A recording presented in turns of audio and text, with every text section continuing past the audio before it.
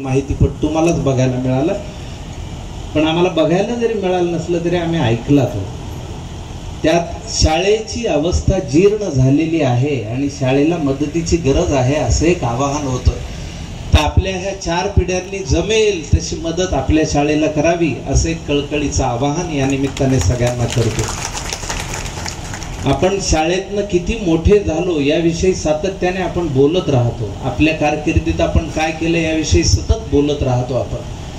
पण आपण शाळेसाठी काय केलं असा प्रश्न विचारला तर त्याचं उत्तरही उद्या देता आलं पाहिजे. म्हणून हे मदतीचं आवाहन आणि म्हणून आपण सर्वांनी ते पाळायचं ही जास्त महत्वाची गोष्ट आहे. आमच्यासारख्यांना शाळेने काय शिकवलं? शाळेने जशी भाषा शिकवली, शाळेने तसा विनोदही शिकवला.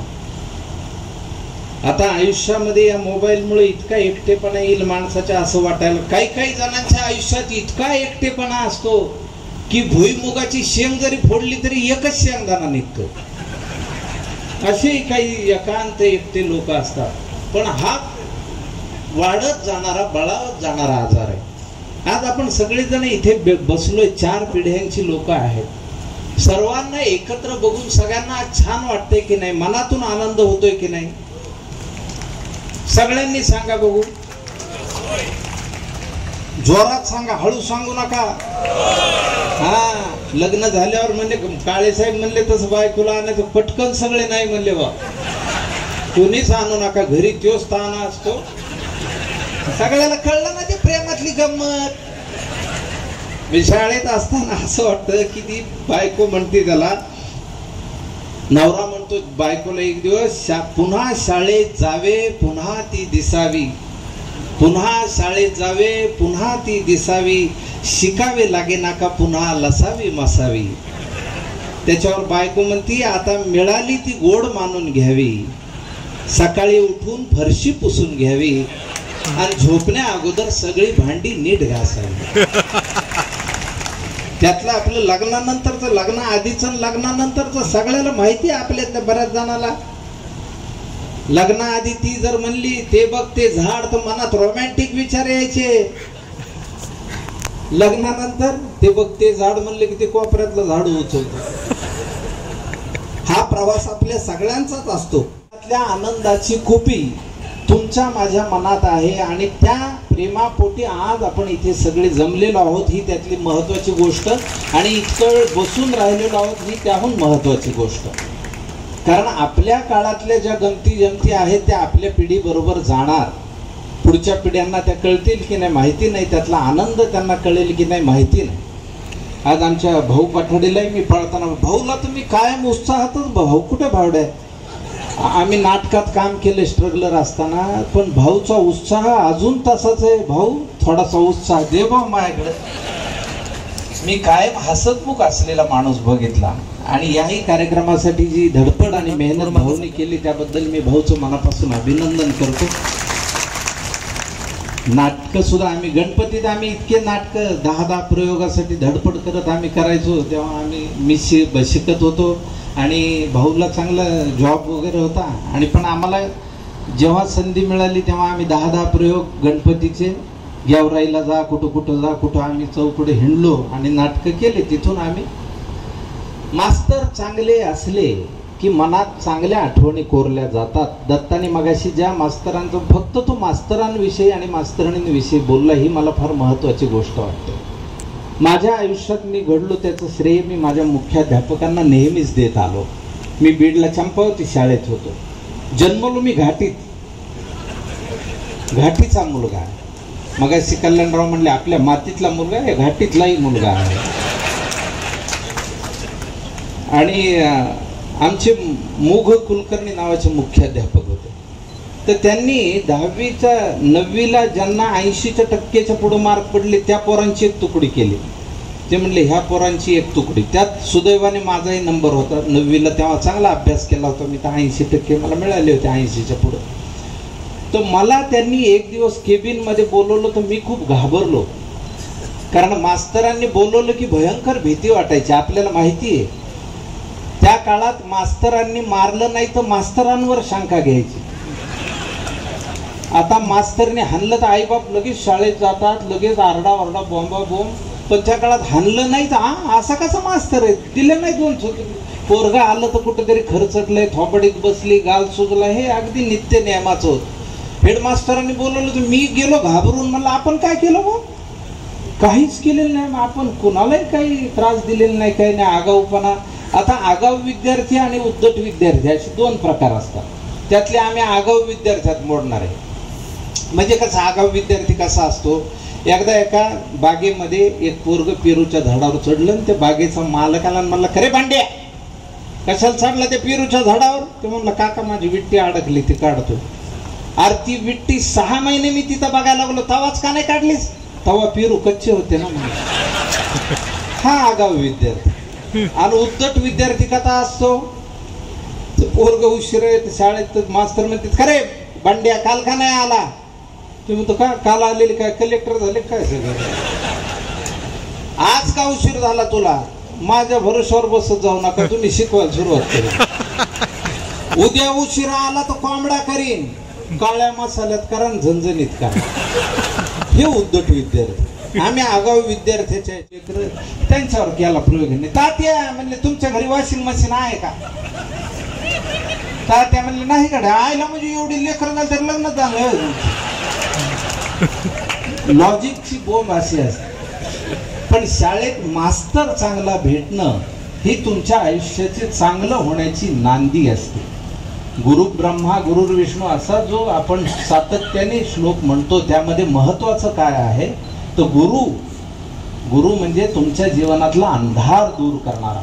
आणि गुरु हा विद्यार्थ्यापेक्षा नेहमीच हुशार असतो, हे विद्यार्थ्यांनी कायमस्वरूपी लक्षात ठेवलं पाहिजे. एकदा एक कॉलेजमधले पोरं होते आणि त्यांनी परीक्षा पेपर दिला नाही का, तर रात्री पार्टी केली आणि सकाळी उठलेच नाही टायमात. 4 जण होते. मास्तरकडे गेले, म्हणजे सर सॉरी, काल म्हणले ह्याच्या बहिणीचं लग्न होतं, आम्ही तिकडे लग्नात अडकलो आणि आम्ही निघालो तर गाडीचं टायर फुटलं म्हणले, त्याच्यामुळे आम्हाला वेळेत पोहोचता आलं नाही, त्यामुळं पेपर देता आला नाही. 4घांचं आमचं भविष्याचं नुकसान होईल असं. तर मास्तर होता. म्हणलं, बरं बाळांनो काय हरकत नाही, खूपच नुकसान व्हायला लागले म्हणले तुमचं. ठीक आहे म्हणले, तुमचा उद्या मी तुमची परीक्षा घेतो. 4 जण या वेळेला. उद्या कारण सांगू नका, उद्या जर कारण सांगितलं तर नापास करेल. नाही येतो. बरं. दुसऱ्या दिवशी आले. मास्तरनी 4घांना 4 वेगवेगळ्या क्लासरूम मध्ये बसवलं आणि पेपर मध्ये 2च प्रश्न होते. गाडीचा कोणता टायर फुटला आणि कोण कोणत्या बाजूला बसलं होतं, 2च प्रश्न. त्याच्यामुळे मास्तरांना क्रॉस करणं ही गोष्ट कधीही करायची नाही. मास्तर आयुष्यभर मास्तर राहणार आणि आपण आयुष्यभर विद्यार्थी. जोपर्यंत आपली विद्यार्थी दशा आहे तोपर्यंतच आपल्या जीवनाला अर्थ आहे, नाहीतर त्या जीवनाला काही अर्थ नाही. या जुन्या गोष्टी आपल्याला जशा आठवतात, काचेची पावडर करून मांजाने बोट कापलेले कितीतरी जण असते, पतंग कटली की त्याच्या मागे पळणारे किती जण असते, चिंचुकडे खेळणारे किती जणी असतील. किती आपल्या काळात खेळ होते ना, आपल्याकडे आनंद किती होता, दिवस व्यस्त असायचा आपला. आता अलीकडे ते इतकं झालंय सोशल मीडिया, सगळेजण मान घालून त्या मोबाईल मध्येच सगळे अडकल्याने वाटायला लागले ते ह्याच्यात. म्हणजे आमच्या काळातला विद्यार्थी असता तर म्हणला असता माझ्यासारखा, मला जर विचारलं असतं माझं, का रे शाळेत काय तू पुरींशी जास्त गप्पा मारीत बसलेला असतो?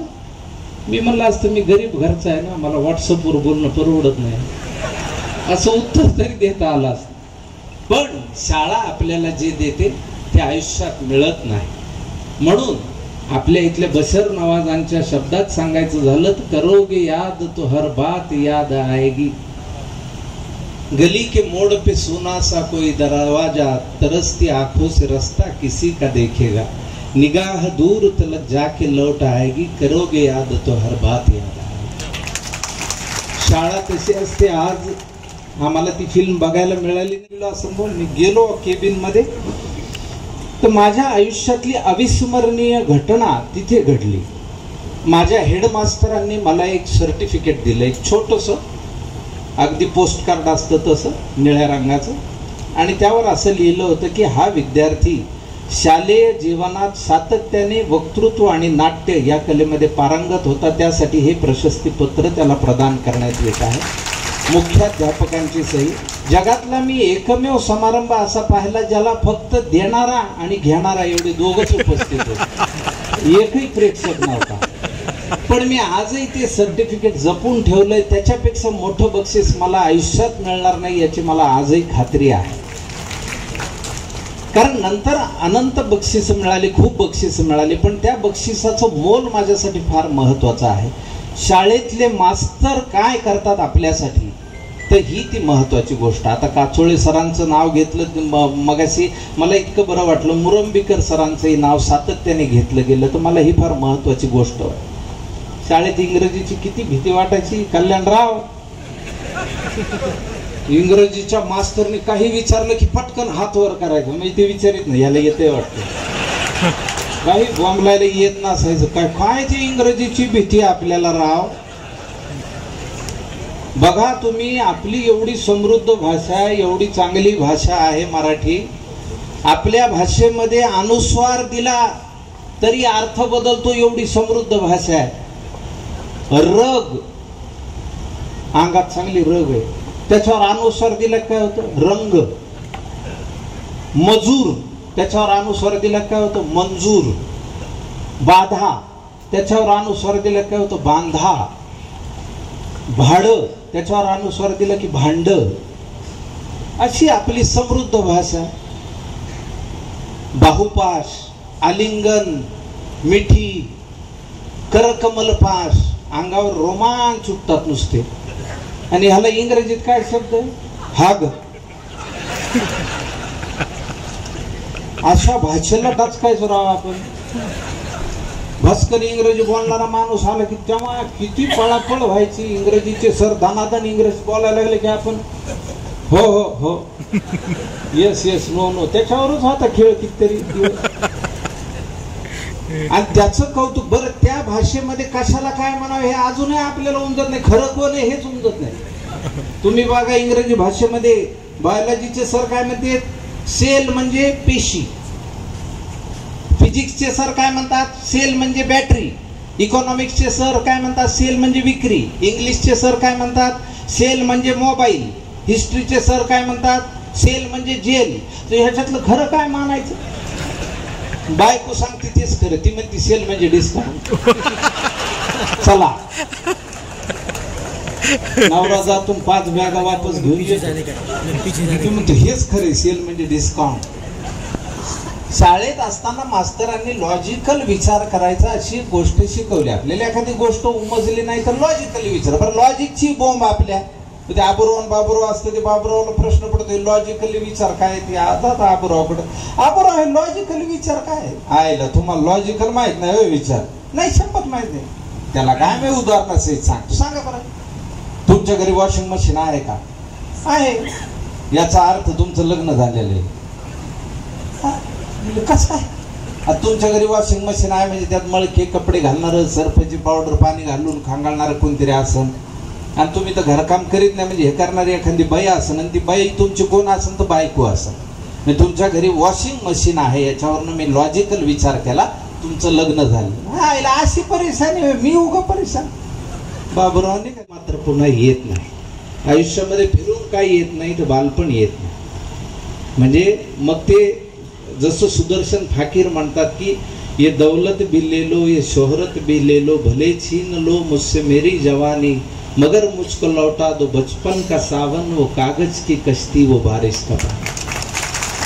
आपल्या सगळ्यांच्या मनात त्या बालपणाच्या आठवणी. आता लहान मुलांमध्ये आपण काय बघत असतो तर तेच बघतो. आपलं लहानपण शोधण्याचा प्रयत्न आपण सातत्याने करत राहतो. मला असं वाटतं, आणि ही खूप महत्वाची गोष्ट असते.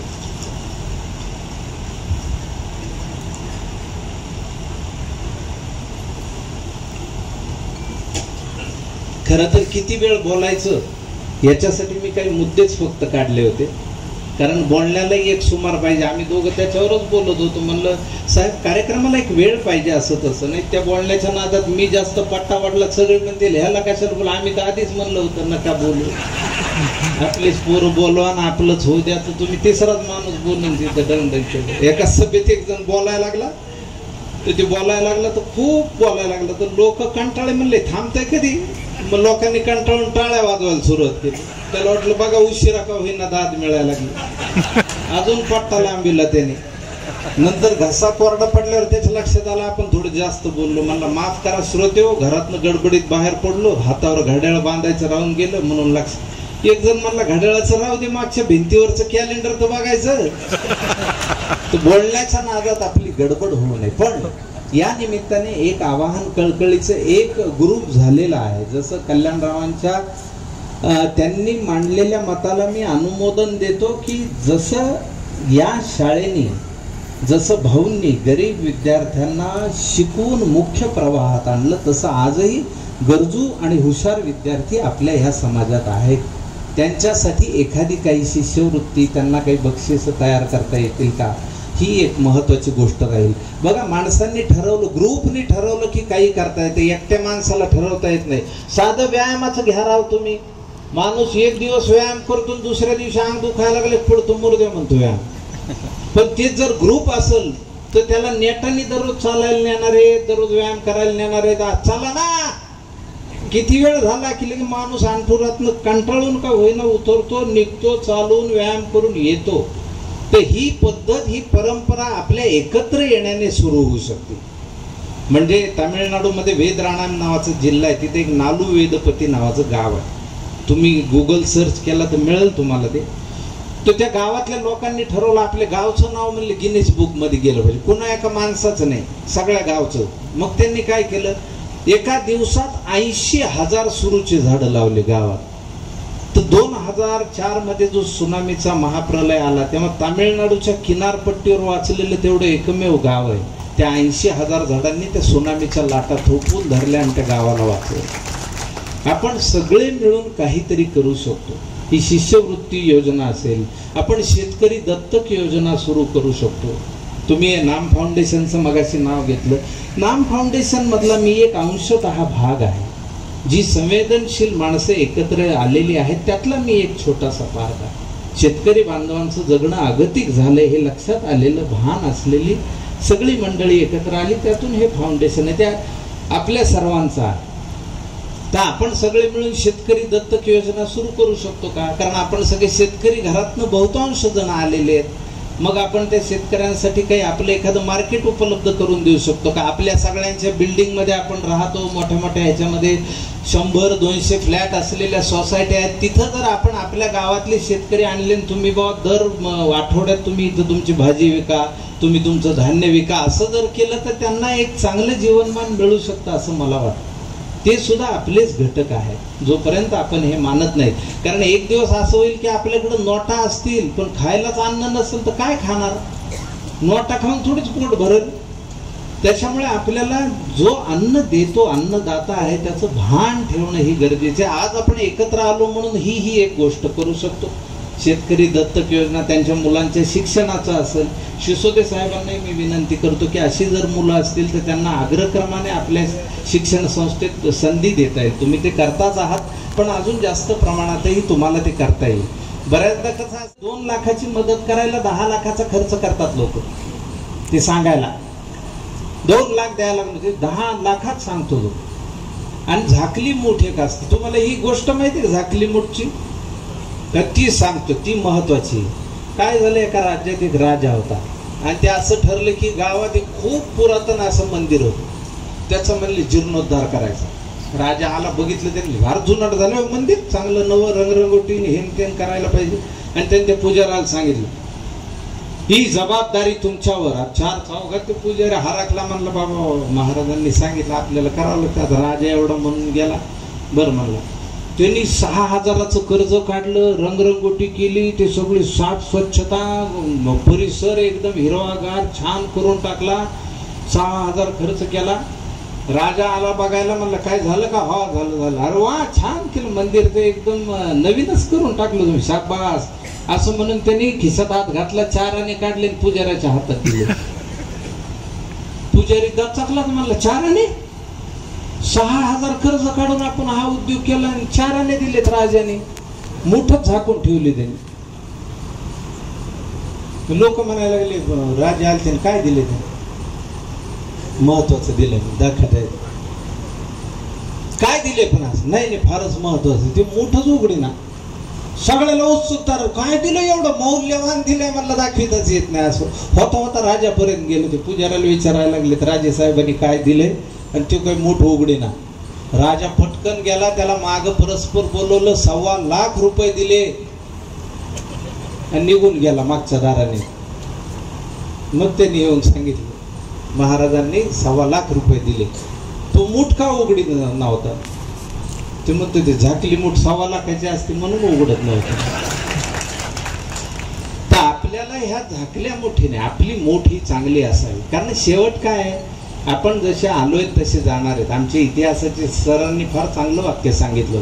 एखादं उत्तर आलं नाही की जवळ बोलवायचे एक मुस्कडीत मोकळ्या मनाने द्यायचे ना. काय ना आलाय काहीतरी तू एवढं साधं उत्तर येत नाही तुझं म्हणजे जन्माला आले मेले फुकटचा हेलपाटा झाला.